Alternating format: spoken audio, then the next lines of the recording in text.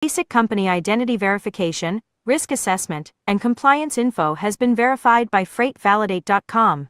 Please follow company protocols for additional safety and compliance vetting. For more information, please go to freightvalidate.com. But that's not all. We're excited to announce our new pricing plans. You can now get individual packages for as little as $15 per month. And here's the deal. Enter promo code SIRI15 and enjoy a whopping 50% off your monthly charge. Freight Validate ensures complete access to our state-of-the-art identity and compliance verification system. Speed, accuracy, and savings all in one package. Don't miss out. Upgrade to Freight Validate today. Fraud starts with fraud. It ends with Freight Validate.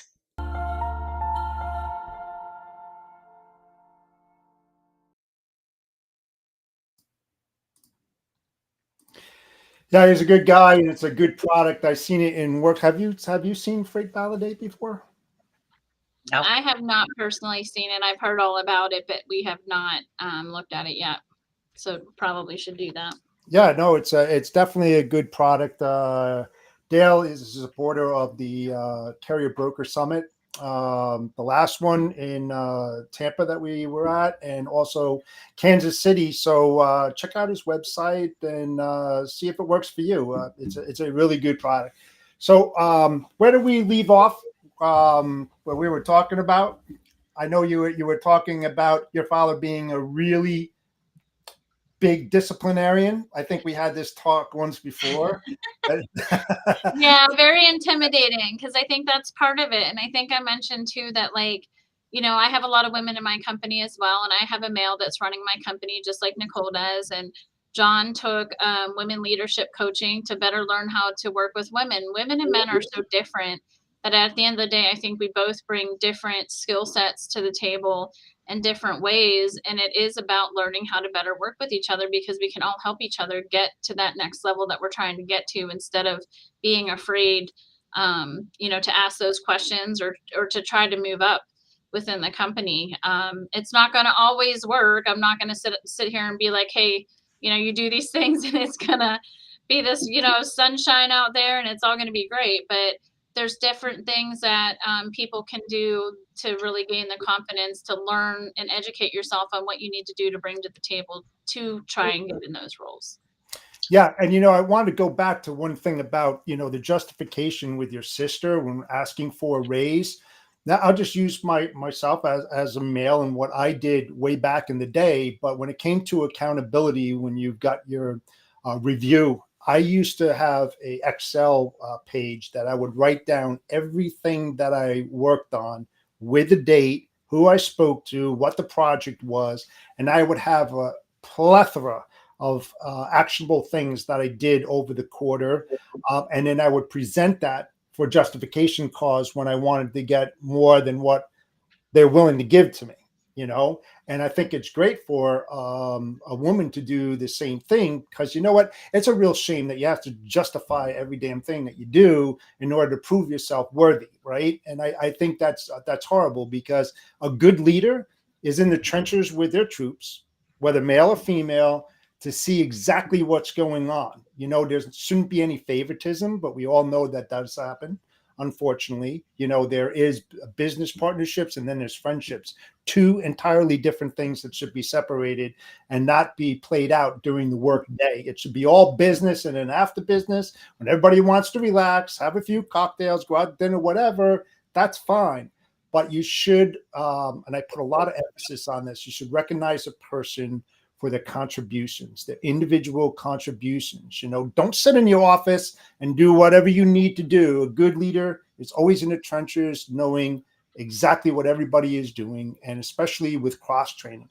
I'm a firm believer that no matter what position that you have in an organization, everybody should learn everybody else's job, plain and simple. In case somebody happens to be out for any specific reason, you know, it could be a snow day or they're sick as hell, whatever, at least you have somebody that could jump in their seat, depending upon on day, what needs to be done, you know, and I think that's crucial. And that's why I always say training is the most valid thing in any kind of business that's out there. And you need to have process improvement plans as well as work instructions that you can base off your business from, especially with a women-owned business and women that are working in a business, that they need to justify their cause. I hate to say that. And they need to review those work instructions or process improvements more than often, and then make addendums to those work instructions and those process improvement plans to show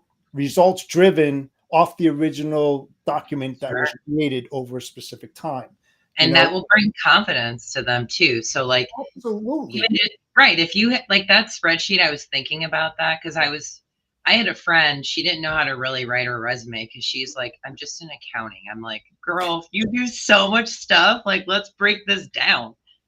So I think if you wrote down all of those things that you did, I don't even think you should, that should fill you up, right? That you can like go into that and be like, hey, look at all of these things. I'm ready for more. I'm ready for that next level. I'm ready for that raise.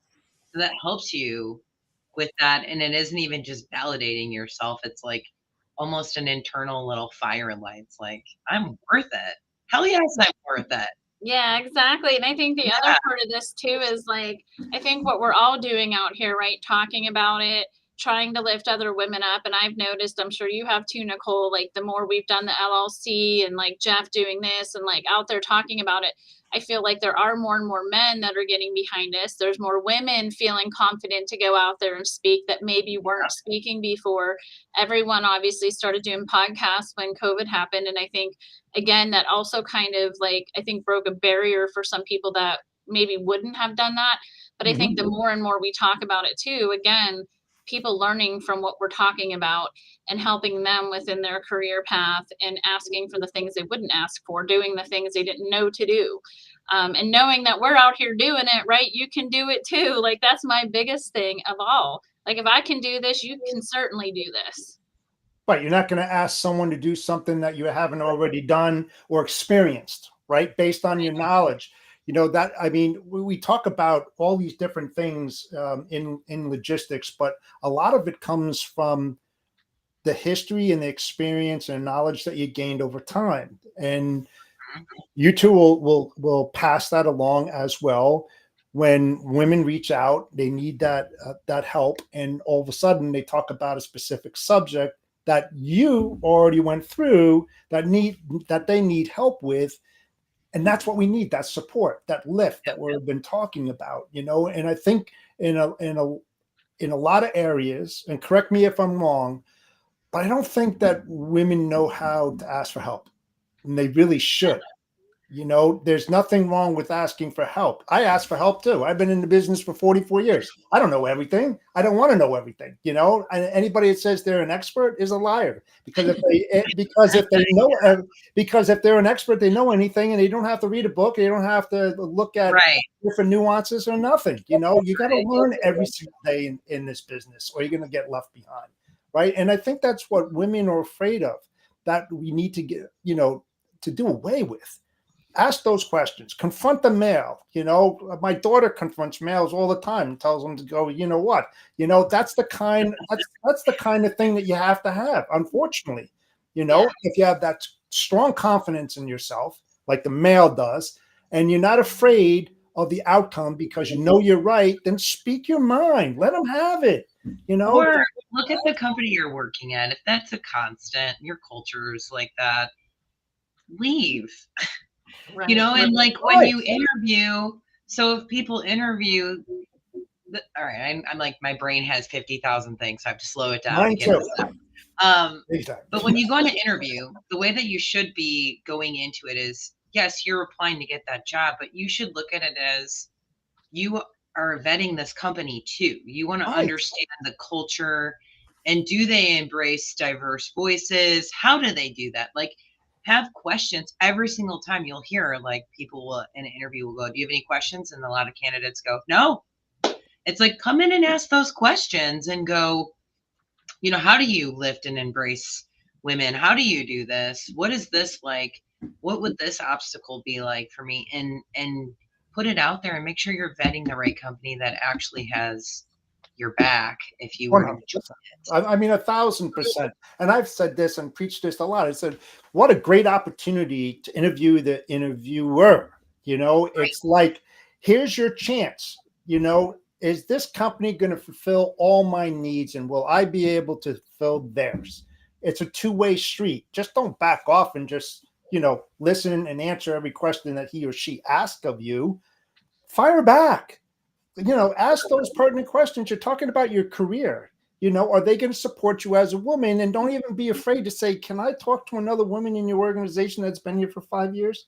If you That's a have one. really good ask, to be quite honest, It because is.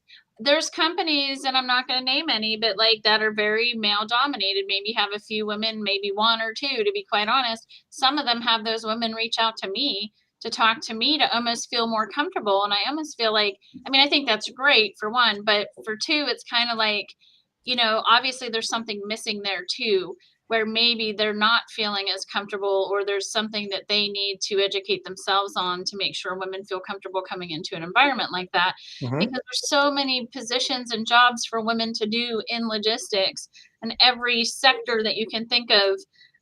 There's just so many, and we just want to see more and more come into the fold, which we have, but continuing to go up the ladder and get into those C-suite levels. Yeah, and I'll level up one more thing. Guys out there, you may not like what I have to say, but get rid of the freaking ego. You don't need it. Okay. First of all, and I'll tell you why. Your brand, your image, and your reputation. All right. You treat a woman bad or disrespect. Guess what? The word of mouth is the worst kind of Here. engagement you want outside of your business. And if you're not going to stay in that job for the rest of your life, which I doubt it, that reputation that was out there in the world about John Doe and what an asshole he was is going to stick with you.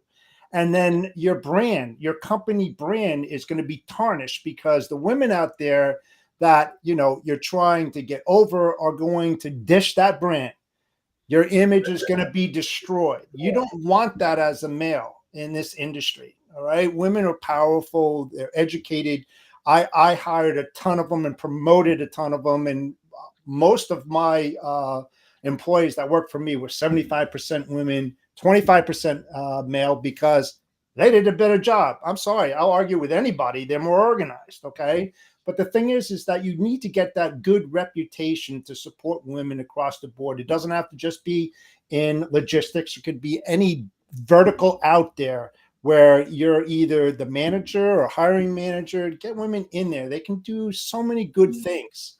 Right. And there's statistics out there. I don't have the numbers in front of me. I wish I did, but that women definitely bring more to the bottom line for a profitability standpoint. And I think the men out there, if we can encourage you, and granted, I have a lot of men that I talk to about this, and kudos to them, but like, what can I do better to better the situation for women in my company or attract women to my company?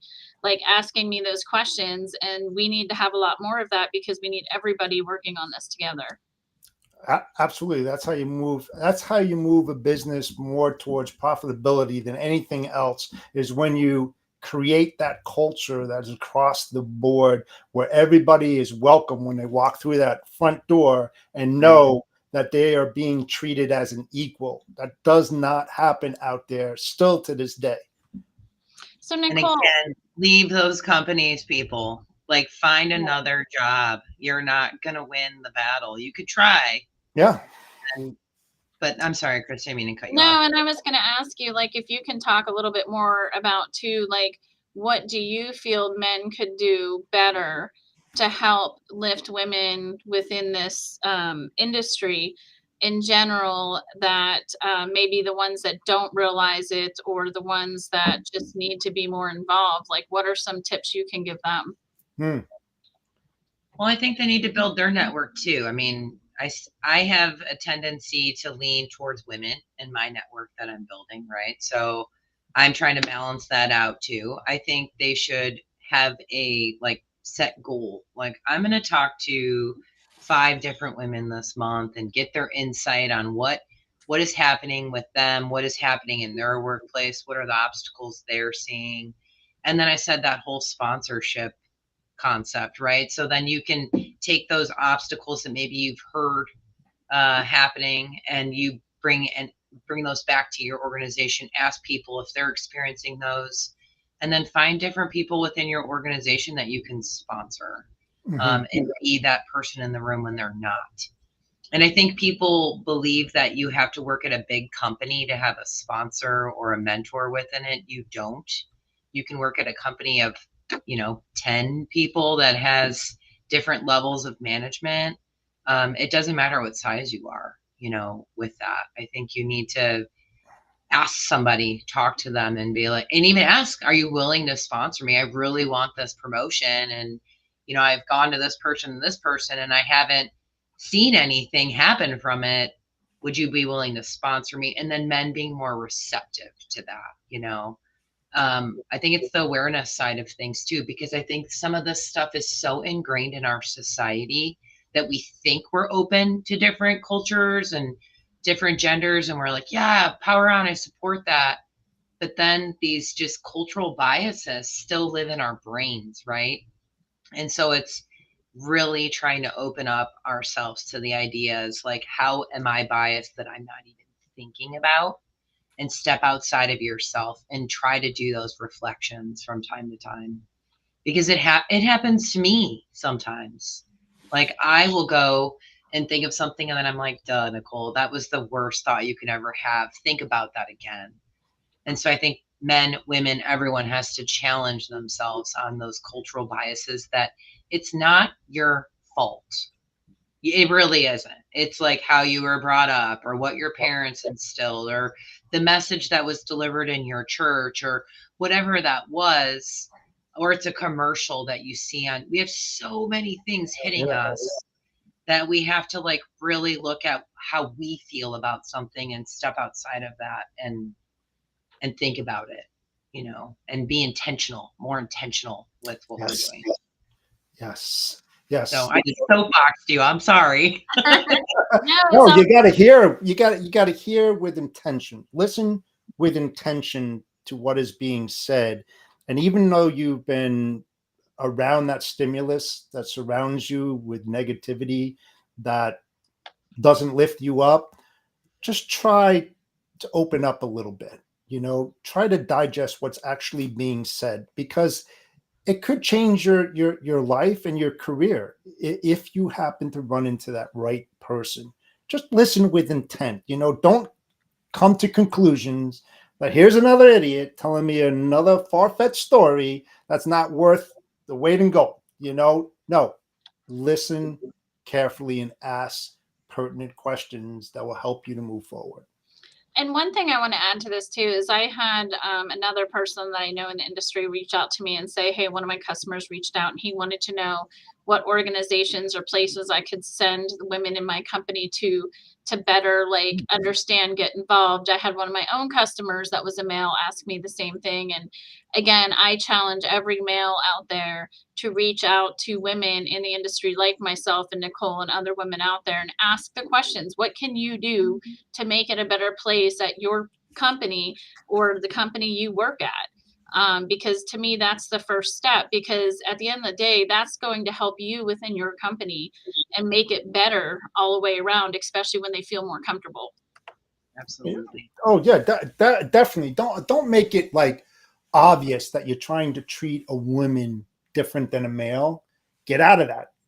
Yeah. We're talking about being equal here. We're talking about treating each other the way that you would want to be treated as a leader, right? Yeah. I mean, don't be condescending to one and uplifting to another one, unless it's disciplinary or constructive criticism, something like that.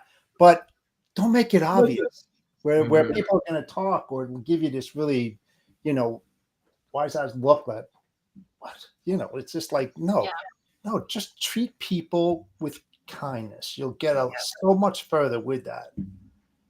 Yeah, and it's like getting values across to your whole company in a sense, and making those changes so that everyone knows, like you said, everyone is equal here. Everyone has an equal opportunity.